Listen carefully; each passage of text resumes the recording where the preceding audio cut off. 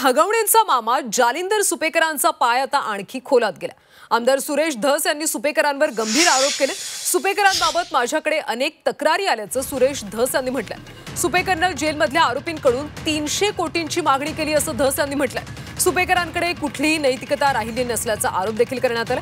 दरम्यान सुपेकरांचं बाल्मी कराड सोबत कनेक्शन असल्याचा दावा सामाजिक कार्यकर्त्या अंजली दमानिया यांनी केला। कराडला बीड जेलमध्ये ठेवण्यामागे जालिंदर सुपेकर हेच असल्याचा आरोप दमानिया यांनी केला।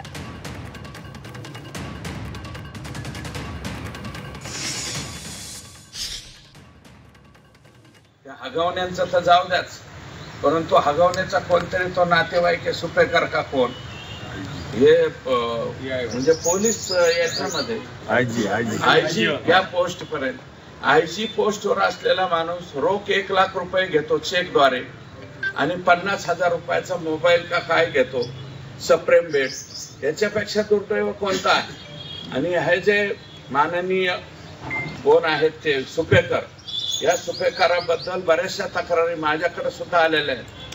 जेलमध्ये जे आरोपी आहेत त्यांना 300 कोटी रुपये आम्हाला दे मानण्याची सुद्धा एक गंभीर तक्रार याच सुपेकरांच्या विरोधात आहे की कराडला बीडमध्ये ठेवण्यामागे सुद्धा जालिंदर सुपेकर हेच आहेत आणि त्यांच्याकडनं सुद्धा प्रत्येक जेलमध्ये मागणी केली जाते पैशाची।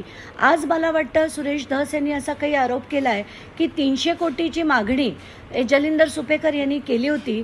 आता त्याचा पुढे खुलासा, अनेक खुलासे होतील।